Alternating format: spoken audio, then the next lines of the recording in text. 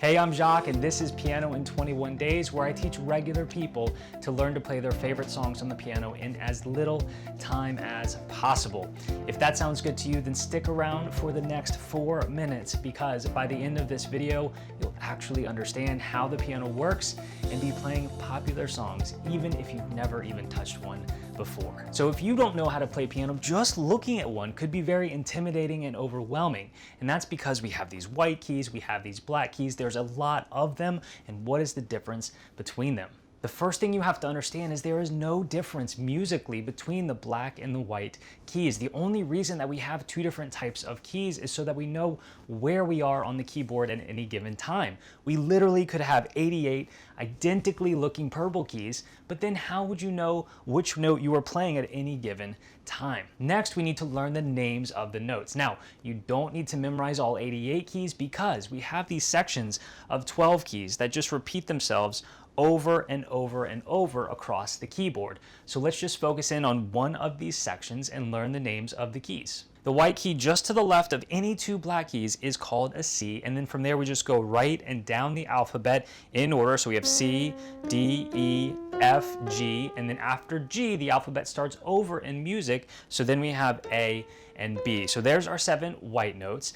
The 5 black keys here are named after the white key they are next to, plus the word flat or sharp.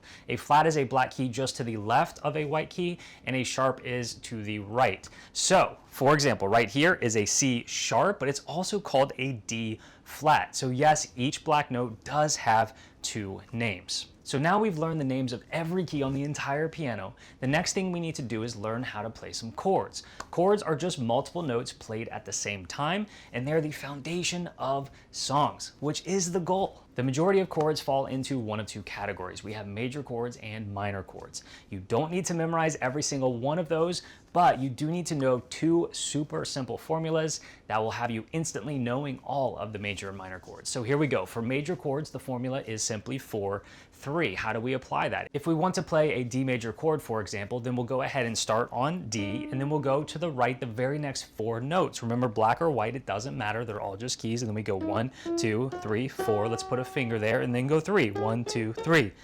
There is our D major chord. If instead we wanted to play a D minor chord, or any minor chord for that matter, we reverse the formula and it becomes 3, then 4. So D minor is start at D, go up 3, 1, 2, 3, and then 1, 2, 3, 4. There is our D minor chord. So those were just 2 examples, but you can take those formulas and apply it to any major or minor chord, and now you know them all. So now you know the notes, you know most of the chords. How do you know what chords make up the songs that you want to play? For that, we're going to turn over to our search engine of choice. And let's say that I want to play All of Me by John Legend. I'll search All of Me plus the word chords, click on the first result, and now you have the chords to All of Me. You see it starts with an E minor, and then goes to a C major, G major, D major,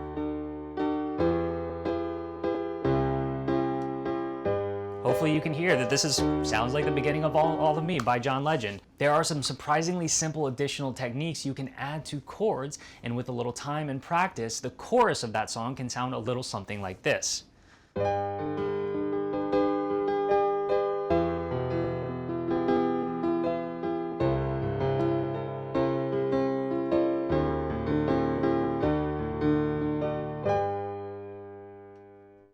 If you want to continue learning past just 4 minutes, I have a free workbook waiting for you. Click the link on this page, and I look forward to being your piano teacher.